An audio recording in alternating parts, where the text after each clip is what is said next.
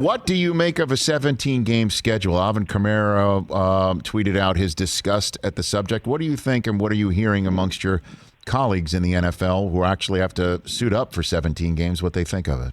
Well, they seem pretty unhappy, and I don't blame them because they gave up, a lot. That one game's big, right? You get like a little bit more of the revenue, but without a second bye, it's going to be, it's going to be tough. And I think a lot of it's going to fall back on coaches. The consumer, the quasi-media member, whatever, like, my biggest thing is, how the hell do we talk about records? People are talking about this, like, I heard you talking about this, like, best 17-game stretches. Yes. And comparing them. Like, listen, we've been talking about 1,000-yard receivers. You got to have a 1,062-yard season now. I'm talking about 2,000-yard rushers. 2,124 yards. That's where I'm going with it. I refuse to, like, double digits used to be a big deal if you got double digits in sacks. Mm-hmm.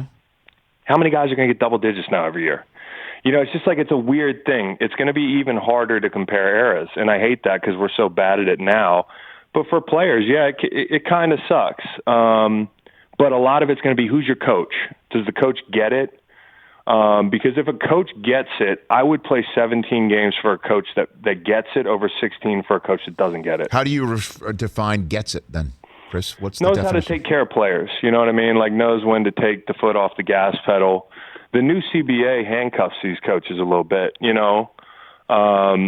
that's a good thing because left to their own devices, we'd be doing Oklahoma drills in December, and that just doesn't jive with performance. I can remember, ironically, the most fresh I ever felt in my tenure in Philly was when we got ready for a playoff game, 17th game of the season, and that was because we started walking through, and we started doing some of those things, including the Super Bowl run. So, like, coaches are going to have to really dig deep and find some empathy.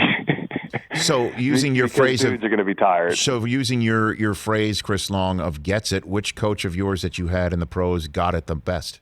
Jeff Fisher got it the best. Okay. Why? How? Jeff Fisher was like, we did a lot of things wrong in St. Louis, but we played fast and we played physical. You know what I mean? And so from a player,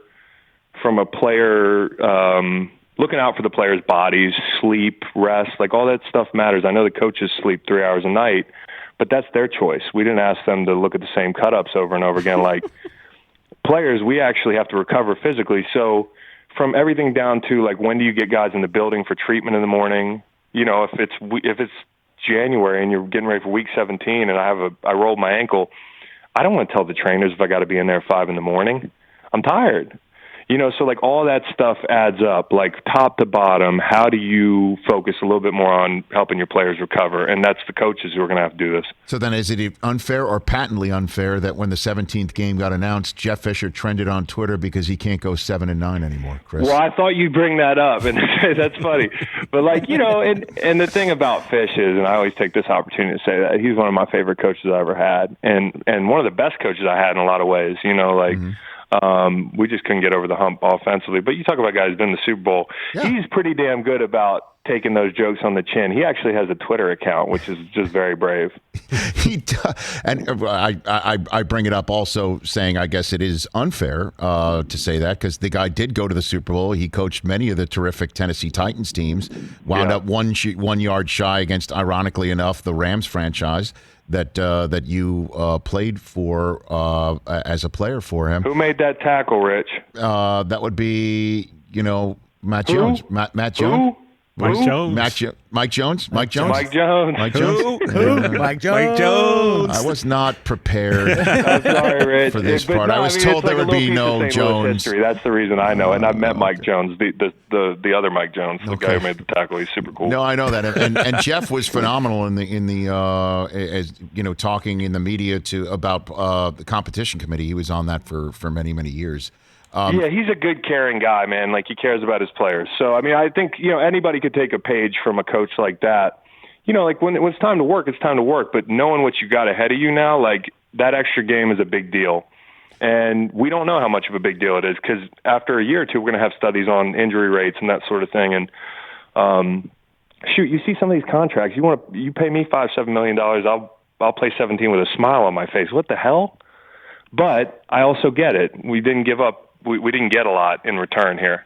Well, I mean, there is the matter of Chris Long here on the Rich Eisen Show. What do you say to the fact that the pot that the NFL just acquired from all of these media companies deep into, or into the next decade that equals $100 billion? The cap should go up. I mean, that should put more money. Gotta go up. Right. It should put more money in the pockets of players. That 17th game.